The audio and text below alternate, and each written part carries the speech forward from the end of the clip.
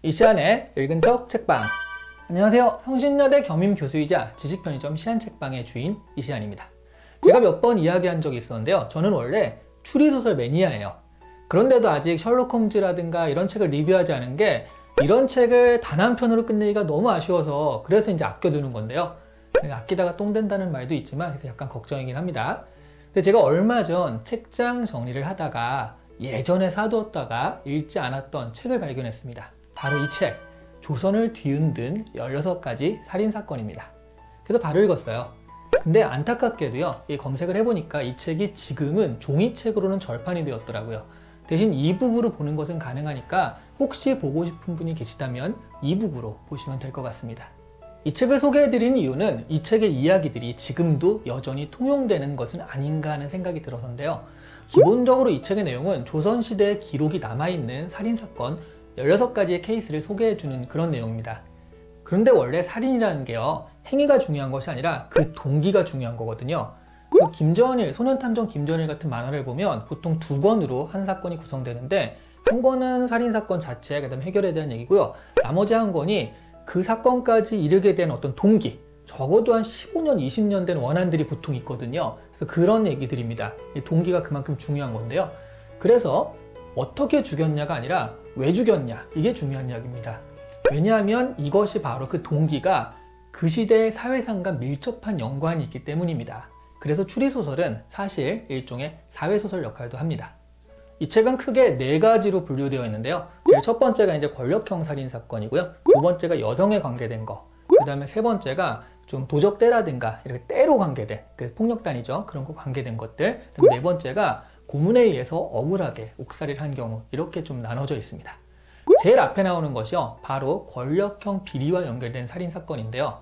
근데 사실 권력이든 뭐든 간에 살인으로 연결되는 대부분의 사건들은 되게 치정에 관계된 게 많아요. 이런 조선시대 최대 스캔들, 권력 스캔들 중에 하나가 바로 선조의 아들인 임해군에 의해서입니다. 이게 제일 첫 번째 케이스이기도 한데요.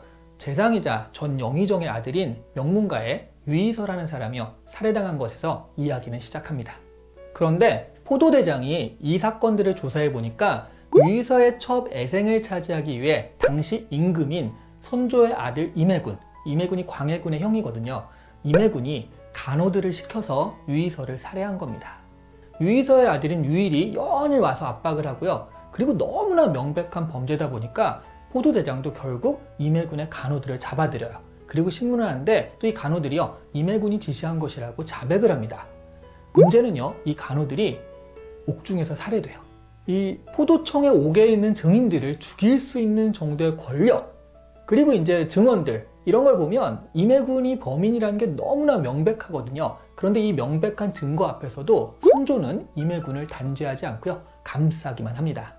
오히려 피해자인 그 아들 있죠, 아들인 유이를 귀양 보내고요, 수사의 책임자인 포도대장도 파직시키고 귀양을 보내요. 선조가 바로 임진왜란을 겪은 그 왕이죠. 이 일이요, 1603년에 일어난 거거든요. 임진왜란이 끝나고서 불과 한 4, 5년밖에 안 된 일입니다. 이렇게 나라의 기강이 안 서 있었던 거예요. 왜 임진왜란 같은 것이 일어나게 되었는지 선조의 행태를 보니까 어느 정도는 짐작이 갑니다. 이외에도요, 권력형 비리가 많이 나오거든요. 권력자들은 사실 그만큼의 자신이 있었기 때문에 살인을 교사하거나 저지르는데요. 대부분은 그 권력자의 생각대로 됩니다. 억울한 사람만 희생당하는 구조였다는 거죠.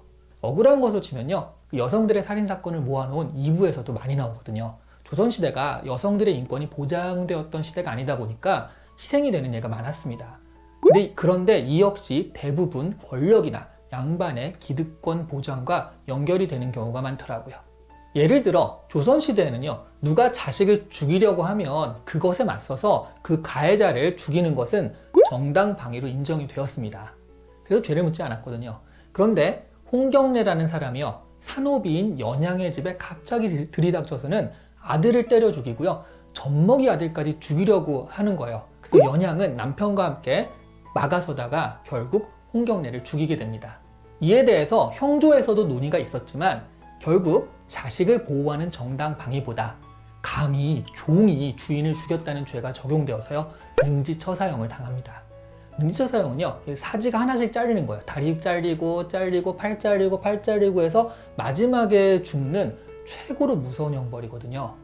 어떤 이유라도 종이 주인을 살해한 사건을 한번 봐주기 시작하면 그럼 나중에 종들이 어떻게 나올지 모른다라는 양반들의 기득권을 지켜주기 위한 판결이었던 거죠.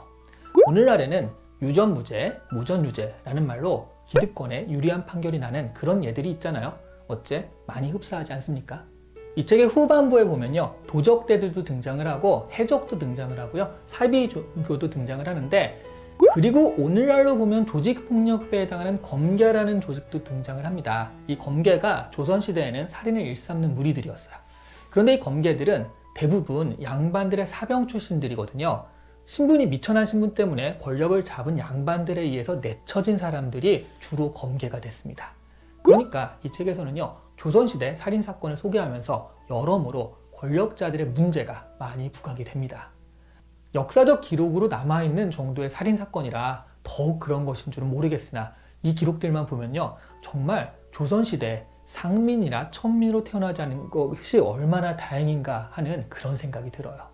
다들 집에 족보들이 있기 때문에 자신의 가문이 양반이라고 생각하시는 분이 많은데요, 그건 조선 후기에 양반의 신분을 사기도 하고 조작하기도 하는 과정에서 그렇게 된 것이라고 하죠. 대부분은 양반이 아닐 가능성이 훨씬 많습니다. 왜냐면 조선 전기에는요, 양반의 비율이 3% 정도였다고 하죠. 97%가 아니었던 거예요. 그래서 사실 양반들은 거의 서울에 많이 모여 살다 보니까 한양이죠. 지방에서는 양반 한번 보는 게 그렇게 쉬운 일은 아니었다라고 하더라고요. 이 기록들을 쭉 보면서 재미있는 공통점을 발견했는데요, 억울한 누명을 쓴 사람이 구원되는 이야기들도 있거든요. 그런데 이때의 임금들은 우리가 흔히 성군이라고 생각하는 정조 같은 임금들이었어요. 권력형 비리라든가 뭔가 부당한 판결들이 내려질 때 보면 대개 이제 성군의 반대쪽에 있는, 그러니까 선조 같은 그런 사람들이 임금일 때가 많거든요.